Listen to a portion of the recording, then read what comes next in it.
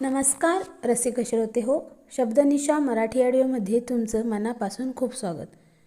मी घेऊन आले तुमच्यासाठी पांघरूण कथेचा पुढील भाग, म्हणजेच पांघरूण भाग 15. तुम्ही कथा ऐकायला उत्सुक आहात ना? कथा ऐकायला उत्सुक असाल तर आपण कथेला लगेचच सुरुवात करूया. समाजात वावरताना स्वतःचा भूतकाळ मनातून बाहेर जरी काढला तरी सगळ्यांच्याच घाणेरड्या नजरा, कुचक बोलणे, कुलुषित विचार झेलावे लागणार होते. मागील 5 महिन्यात हे सगळं सहन केलंय, झेललं होतं. असंख्य शिंतोडे काहीही दोष नसताना उडवून घेतले होते. का? तर मी एक अबला, कमजोर आहे आणि होती. मी ज्या जातीतून आले आहे ती जात ह्या लोकांच्या किचगणित नव्हती. ह्या समाजाच्या मते त्या जातीचे, त्यांच्यात वावरणाऱ्या लोकांचे काहीच अस्तित्व नव्हते. आता यापुढे यांच्या मनात, समाजात तिला स्थान निर्माण करायचे म्हणजे एक आव्हान होतं. विचारांच्या गर्तेत सापडलेल्या मनाला भावना लपवता येत नव्हत्या. त्यामुळे अश्रूंची ओघळ गाळावर आली होती. ती एका कुशीवर होऊन फक्त शांतपणे बेडवर पडून होती, कारण झोप लागत नव्हती. स्वतःचं दुःख व्यक्त करता येत नव्हते. जर केले असते तर कदाचित खूप वाद होतील, सगळं वातावरण बिघडेल म्हणून भीती मनात दाटली होती. आता तिला तिच्या सोबत तिचे बापू असावेत असंच वाटत होते, कारण एकदा का बापूंच्या कुशीत शिरली की आपोआप सगळं दुःख कमी होत होतं. बापूंचा मायेचा ओलावा तिला वेदनांच्या गर्दीतून नक्कीच बाहेर काढणारा होता. लहानपणापासूनच तिने तिच्या बैला म्हणजेच आईला कधीच पाहिले नव्हते. तिच्यासाठी तिचे बापूच तिचे बापू आणि बै होते. पण आज तेच तिच्याजवळ नव्हते, जेव्हा त्यांची गरज तिला सगळ्यात जास्त होती. बापूंच्या आठवणीने मनातली व्याकुलता वाढली होती. हुंदका कितीही रोखला तरीही उसासा बाहेर पडतच होता. साधारण 2 तास होऊन गेले होते. आता शिवने आपला राग कंट्रोल केला होता. त्याला इतकं ठाऊक होतं, सगळं कसं एका जाळ्यात घट्ट विणलेलं आहे. सगळे धागेही मजबूत आहेत. फक्त जाळ्याला गुंतागुंत म्हणावी की घट्ट विण हे प्रत्येकाचा दृष्टिकोन ठरवणार होता. गौरीने आत्तापर्यंत काय सहन केलं याची त्याला चांगलीच कल्पना आली होती. कारण जे लोक ती फक्त कार्यक्रमात आली म्हणून तिच्या जीवावर उठू शकतात, ती इथे आल्यापासून तिला काय त्रास देऊ शकतात याची कल्पना करूनही त्याच्या अंगावर काटा उभारत होता. परंतु तरीही गौरी इथवर आली कशी हे जाणणे गरजेचे होते. त्याने आपले मन घट्ट केले. आता काहीही झालं तरीही सत्य आपण जाणायला हवे. त्यामुळे गौरीशी बोलणे ही तितकेच गरजेचे होते. शिव वॉर्डमध्ये आला. ती जरी एका कुशीवर त्याच्याकडे पाठ करून होती तरीही त्याला कळत होतं, ती झोपलेली बिलकुल नाही आहे. गौरी, मला माहीत आहे तू जागी आहेस, त्यामुळे मी जे काही सांगतो ते नीट ऐक. मला तुझ्याशी कोणत्याच निर्णयाची जबरदस्ती करायची नव्हती, परंतु आता माझा नाईलाज आहे. गौरी, तुला डिस्चार्ज मिळाला की आपण लग्न करतोय, हा माझा निर्णय आहे आणि तो मी तुझ्यावर थोपतो आहे. त्याबद्दल क्षमस्व. शिव म्हणाला. आता त्याचे कान फक्त तिचा आवाज ऐकण्यासाठी आतुरलेले होते. तिच्या आवाजाचा मंजूळ नाद कानात घुमावा आणि मनात एक गोड शिरशिरी यावी असंच वाटत होतं.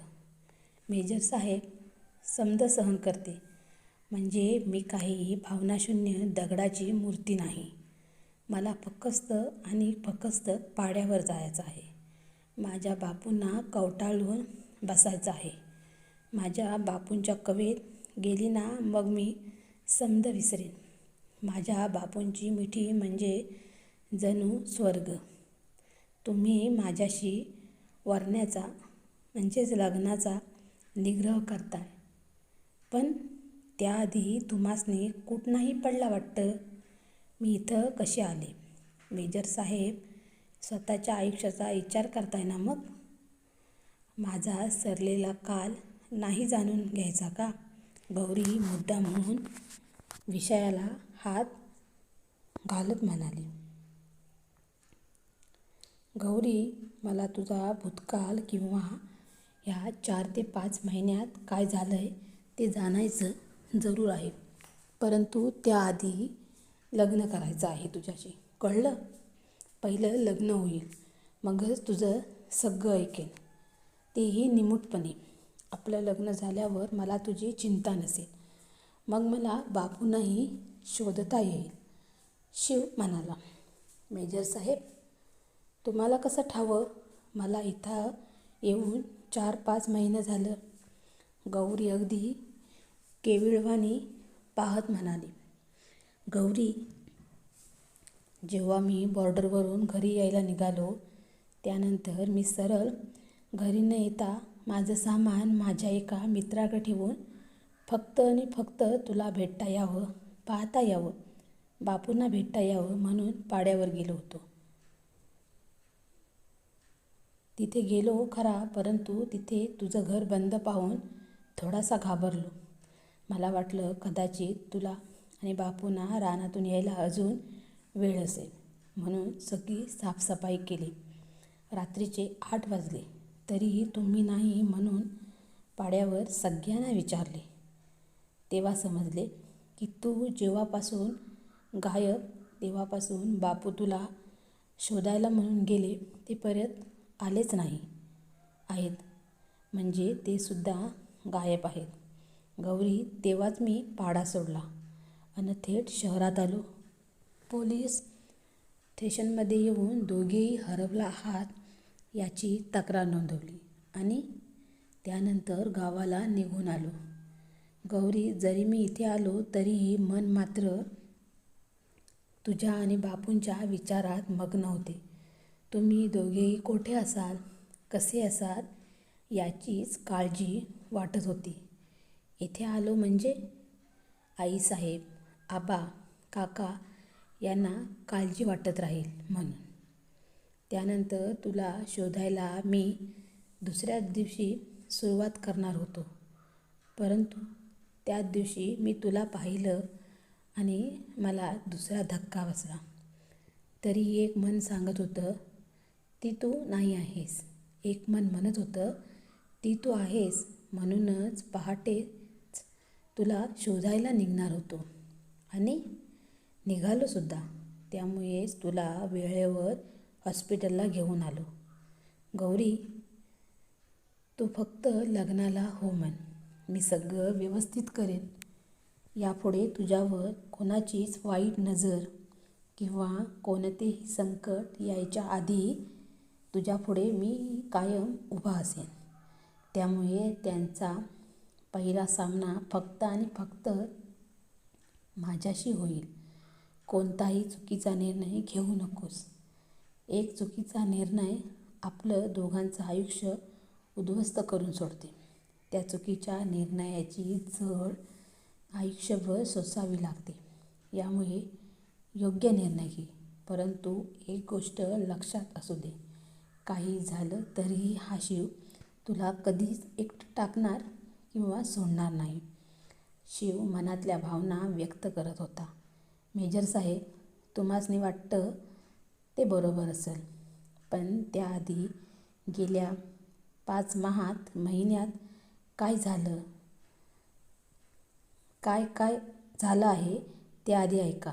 त्यानंतर बघा तुमचा निग्रह बदलेल नक्कीच.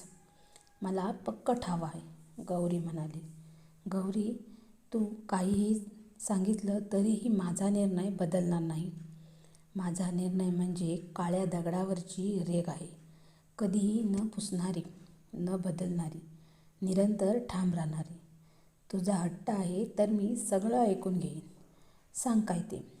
शिव आपलं म्हणणं ठामपणे आत्मविश्वासाने म्हणाला. गौरी आता मात्र विरुद्ध कुशीवरून वळली होती. तिचा चेहरा अगदी शिवच्या समोर होता. त्यामुळेच त्याच्या डोळ्यातील एकनिष्ठतेची आणि आत्मविश्वासाची चमक तिला दिसत होती. त्यामुळेच ती उठून बसली. म्हणजे सगळं सत्य बोलता येईल. तो दिवस बाजारावचा होता. सांज होत आली होती, पण समध्यांचा बाजार व्हायला खूप सुमार गेला. पायाखाली मिठ्ठ अंधारात चाचपडत समधे जात होते. त्याच अंधारात पायाखाली असणारा जीव दगडू तात्यांना दिसला नाही. त्यांचा पाय पडला तो मुक्का जीव त्यांना डसला. विषाचा त्यांच्यावर तत्पर झाला. बसल्या जागीच दगडू तात्या डोळे फिरवून पडले. पाड्यावर जायचं म्हणजे अजून 2 सुमार लागणार होते. मग आम्ही परत बाजाराच्या गावाला आलो. दवाखान्यात दाखल केलं, पण विष त्यांच्या अंगभर फैलावलं होतं. डॉक्टरांच्या हातून काय बी होत नव्हतं. म्हणूनच आम्हाला शहरातल्या इस्पितळात जाणं भाग होतं. मी, भै, राक्या समधे दगडू तात्यांना घेऊन शहरातल्या इस्पितळात गेलो. मला वाचता लिहिता यायचं म्हणून समधीकडे मीच फिरत होते. दवा आणणे, रांधण आणणे मीच करत होते. दगडू तात्यांची तब्येतीत काय बी फरक पडत नव्हता. आम्हा समध्यांना येऊन 3 दिवस झालं होतं. दगडू तात्यांना एका सुईतून टोचायला दवा हवा होता. इस्पितळात आणि बाजूच्या दवा मिळणाऱ्या दुकानात गवसत नव्हतं. म्हणून मी थोडं दूर असणाऱ्या दव्यांच्या दुकानात जात होते. सांज होऊन रात झाली होती, परंतु शहराच्या लाईटच्या उजेडात दिवसच वाटत होता. मी पायी जात होते. मध्येच थांबून कुणाला ना कुणाला विचारत होते. तसं विचारत मी पुढे पावलं बिगी टाकत जात होते. एक गाडीवाला माया मागून येत होता. तो थांबून मला म्हणाला, या बसा गाडीत. मगापासून बघतोय एकट्याच चालत आहात. मी तुम्हाला सोडतो. मला माहीत आहे ते ठिकाण. मला पण वाटलं मला मदत करण्यासाठी आला. खूप चांगलं आहे, कारण आम्ही सगळे माणुसकीच्या नजरेतूनच बघतो ना. समध्या पाड्यावर रानात हिंडताना संकट आलं. रात झाली. कुणाबी पोरीच्या आणि पोराच्या मनात पाप कधीच भरत नाही. कारण कोणी बाई नसतं, कोणी पुरुष नसतो. असतो तो फक्त माणूस. फक्त मदत करावी हेच ह्या काळजात ठासलेलं असतं. म्हणूनच मी त्याच्या गाडीत बसली. गाडीत अजून 2 पुरुष होते. मी मात्र त्यांची मदत केली ह्याच आविर्भावात होते. मला वाटलं मी लगेच पोहोचेन, दवा घेईन आणि बिगी परत जाईन. दगडू तात्या बरे होतील. मी माझ्या विचारात हरवले होते. त्याच वेळेला माझ्या तोंडावर कुणीतरी रुमाल ठेवला. काय बी कळायच्या आधीच माझे डोळे बंद झाले होते. थँक्यू. या कथेचे हक्क लेखिकेकडे राखीव आहेत. तुम्हाला कथा आवडत असल्यास शब्दनिशा मराठी ऑडिओला सबस्क्राईब करा.